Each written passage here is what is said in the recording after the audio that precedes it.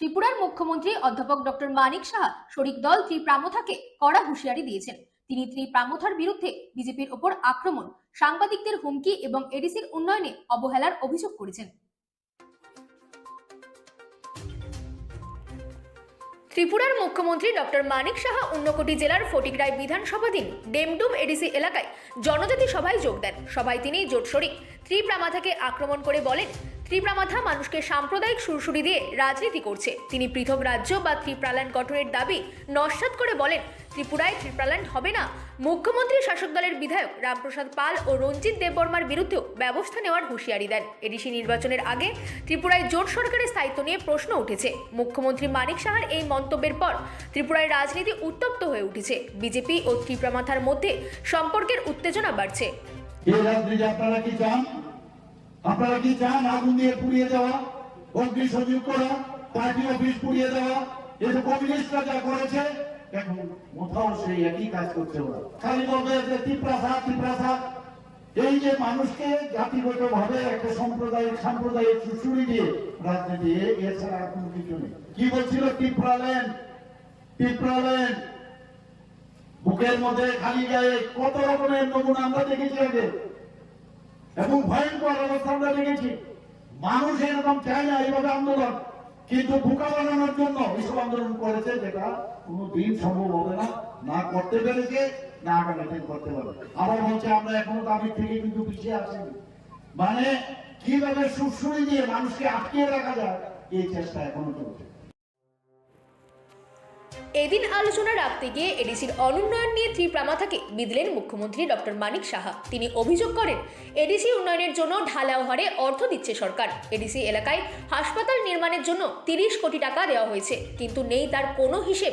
তিনি বলেন, 24-25 অর্থবর্ষে অনেক টাকা দেওয়া হয়েছে এডিসিকে। 25-26 অর্থবর্ষেও এডিসির উন্নয়নে রাখা হয়েছে বিপুল পরিমাণে অর্থ, কিন্তু সঠিক মতো সেই টাকা এডিসির উন্নয়নে বন্টন হচ্ছে না বলে এদিন অভিযোগ করেন মুখ্যমন্ত্রী।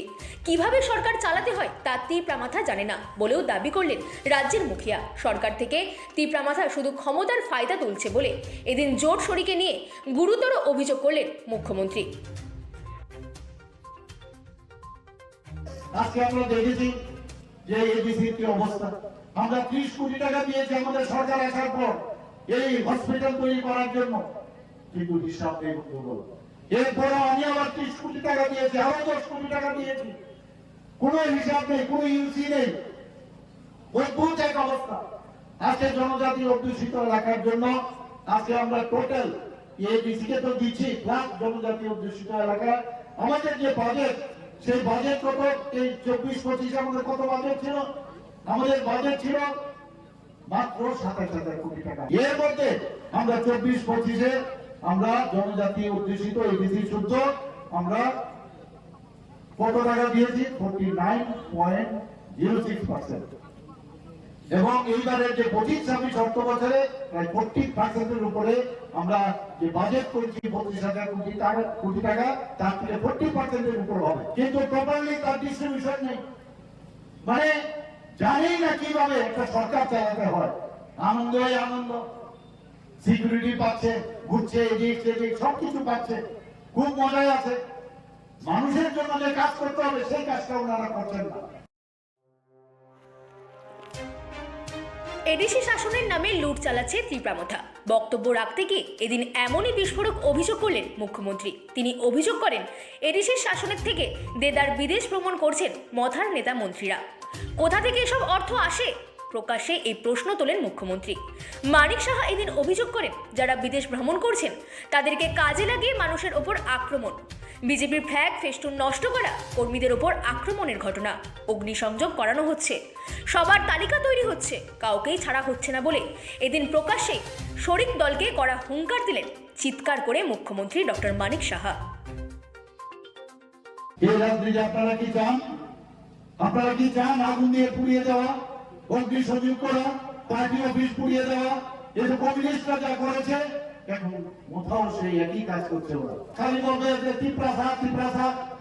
এই যে মানুষকে জাতিগত ভাবে একটা সাম্প্রদায়িক সুশুরি দিয়ে রাজনীতি, এছাড়া আর কোনো কিছু নেই। কি বলছিল? ত্রিপ্রাল্যান্ড। বুকের মধ্যে খালি গায়ে কত রকমের নমুনা আমরা দেখেছি আগে, এবং ভয়ঙ্কর অবস্থা আমরা দেখেছি। মানুষ এরকম চায় না এইভাবে আন্দোলন, কিন্তু বোকা বানানোর জন্য এইসব আন্দোলন করেছে, যেটা কোনোদিন সম্ভব হবে না, না করতে পেরেছে, না আগামী দিন করতে পারবে। আবার বলছে আমরা এখনো দাবির থেকে কিন্তু পিছিয়ে আসেনি, মানে কিভাবে সুরসুরি দিয়ে মানুষকে আটকিয়ে রাখা যায় এই চেষ্টা এখনো চলছে। উল্লেখ্য, সম্প্রতি রাজ্যের সংবাদ মাধ্যমের সম্পাদকের উপর খড়গহস্ত হয়েছেন ত্রিপুরা বিধানসভার উপাধ্যক্ষ তথা বিজেপি বিধায়ক রামপ্রসাদ পাল এবং বিধায়ক রঞ্জিত দেববর্মা। এর বিরুদ্ধে সরব হয়েছে রাজ্যের একাংশ সাংবাদিক মহল। মামলা হয়েছে থানায়। অবশেষে এসব ঘটনা নিয়ে স্বদলীয় বিধায়কদের বিরুদ্ধে নাম না করে হুঁশিয়ারি দিলেন মুখ্যমন্ত্রী ডক্টর মানিক সাহা। এদিনের সভায় বক্তব্য রাখতে গিয়ে ত্রিপ্রামথার সুপ্রিমো প্রদ্যুৎ কিশোর দেববর্মনকে এক হাত নেন মন্ত্রী সুধাংশু দাস। তিনি অভিযোগ করেন, প্রদ্যুৎ কিশোর দেববর্মনের নেতৃত্বে বিজেপি কর্মীদের ওপর হামলার ঘটনা ঘটেছে ত্রিপুরায়। এদিন সুধাংশু দাস প্রদ্যুৎ কিশোর দেববর্মনকে মনে করিয়ে দেন, বিজেপি সরকার ত্রিপুরায় ক্ষমতায় আসার পর মহারাজা বীর বিক্রম কিশোর মানিক্য বাহাদুরকে সম্মান দেওয়ার কাজ করেছে। এর ফলশ্রুতিতে জনজাতি এলাকায় বিজেপির দলীয় অফিসে ভাঙচুর, অগ্নিসংযোগের কাজ ত্রিপ্রামথা করে চলেছে বলে অভিযোগ করেন সুধাংশু দাস। আজকে মুখ্যমন্ত্রীর নেতৃত্বে জনজাতি কল্যাণে যে অর্থ আমরা বরাদ্দ করছি, এগুলি কোনোদিন কেউ কল্পনাও করতে পারে না। কিন্তু দুর্ভাগ্যের বিষয়, যারা আজ জনজাতি এলাকায় তানসা বলে, তীব্রতার উন্নয়নের কথা বলে যারা এখানে জনজাতিদের বোকা বানিয়েছে, আমি শুধু তাদের কাছে প্রশ্ন রাখতে চাই, বিশেষ করে সেই তথাকথিত রাজার কাছে আমার প্রশ্ন, क्या थानसा हमारे जनजाति भाई और बहनों को मार के आप थानसा करना चाहते हो? क्या जनजातियों को अत्याचारित करके, प्रताड़ित करके क्या थानसा बनाना चाहते हो? हम आज देख रहे हैं कि जो ट्राइबल लोग, जो जनजाति लोग तीव्रमोर्चा पार्टी नहीं ज्वाइन नहीं करना चाहते या उनकी पार्टी के साथ जुड़ना नहीं चाहते, हम देख रहे हैं कि उनको मारने की काम, उनको धमकाने की काम ये तीव्रमोर्चा के नेता और सुप्रीमो हमारे प्रद्युत जी के नेतृत्व में हर एडीसी एरिया में हो रहा है। आज महाराजा वीर विक्रम किशोर मानिक्य बहादुर, ना तो सीपीएम ना तो कांग्रेस, किसी ने उनको सम्मान देने का काम नहीं किया।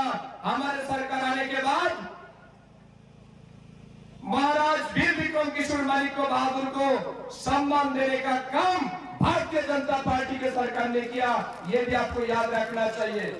लेकिन परंतु हम क्या देखते हैं, हमारे जनजाति एरिया में भारतीय जनता पार्टी के जो कार्यालय है, उस कार्यालय को तोड़ने का काम तीव्रमोर्चा के कर्मी लोग करते हैं, वहां पे आग लगाते हैं।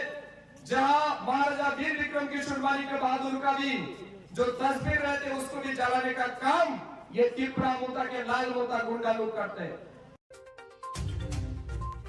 এদিনের সভায় মুখ্যমন্ত্রী ও অন্যান্য নেতৃত্বদের হাত ধরে বেশ কিছু ভোটার যোগ দেন বিজেপি দলে। সভায় 57টি পরিবারের মধ্যে 215 জন ভোটার সিপিআইএম এবং ত্রিপ্রামথা দল ছেড়ে বিজেপিতে যোগদান করেছে বলে অভিযোগ বিজেপির। নবাগতদের হাতে দলীয় কেতন তুলে দিয়ে তাদের বিজেপিতে স্বাগত জানান নেতৃত্বরা। বিজেপি এবং ত্রিপ্রামথা সুখের ঘরে অশান্তি লেগেছে অনেক আগে। জোটের অস্তিত্ব এখন দাঁড়িয়ে আছে খাদের কিনারায়। আসন্ন এডিসি ভোট এবং আগামী বিধানসভা ভোটের আগে মথা বিজেপির সংসার যে ভাঙতে চলেছে তা এদিন আরও একবার স্পষ্ট হলো মুখ্যমন্ত্রী সহ অন্যান্য নেতৃত্বদের বক্তব্যে। ত্রিপুরায় কবে ভাঙবে জোট সরকার, এদিকে এখন মুখিয়ে আছে বিরোধী রাজনৈতিক দলগুলো। Bureau report, রাতদিন news network.